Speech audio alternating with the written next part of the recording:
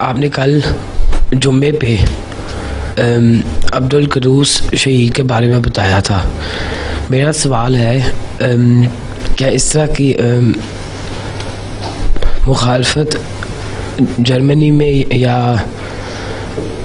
में या यूरोप में आएगी?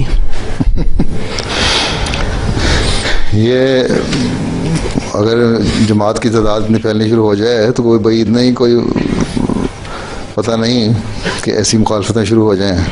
तो ये तो तादाद पर डिपेंड करता है कि कितना जमात अहमदिया का फैलाव और वसत होगी। बहरहाल यहाँ मुखालफतों में जो जमात की तादाद बढ़नी शुरू होगी और लोग देखेंगे कि जमात बढ़ रही है और लोग उसके ज़रिए असर आ रहे हैं, तो यही लोग, इनमें से भी हो सकता है कि बाद मुखालफत करें। ईसाइयत में से भी लोग पादरी उठें, मुखालफत करें। इस्लाम के ख़िलाफ़ तो बोलते रहते हैं ना। अब मसलन कनाडा में जब मैंने कहा कि दूर दूर जाके लोगों को तबलीग करो, अहमदियत और इस्लाम को पैगाम पहुँचाओ, तो कनाडा बहुत बड़ा वसी मुल्क है।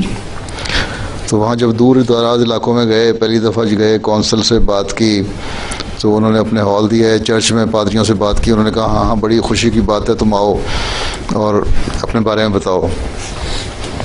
तो जब हमारे वफद ने जाके बताया पहली दफ़ा, तो लोगों को इस्लाम के बारे में पता लगा, उसकी खूबसूरत तालीम के बारे में पता लगा, उनको बड़ा अच्छा लगा, तवज्जो पैदा हुई। अगली दफ़ा गए तो और ज़्यादा लोग आए, 1200 किलोमीटर 2000 किलोमीटर सफ़र तय करके गए दूर रिमोट एरियाज़ में। जब तीसरी दफ़ा गए तो बाज़ चर्च के पादरियों ने मुखालफत शुरू कर दी कि ये लोग तो हमारे लोगों को खींच के ले जाएंगे। तो ये इब्तिदा मुखालफत शुरू हो जाती है। तो इस तरह जब ज़्यादा बढ़ेगा तो हो सकता है कि शिद्दत हो, लेकिन इस हद तक शिद्दत शायद ना हो, क्योंकि इन मुल्कों में कानून का एहतराम किया जाता है। पाकिस्तान में तो कानून कोई नहीं ना। जब ये मजहबी आज़ादी का नारा लगाते हैं, अपने पढ़े लिखे होने का नारा लगाते हैं,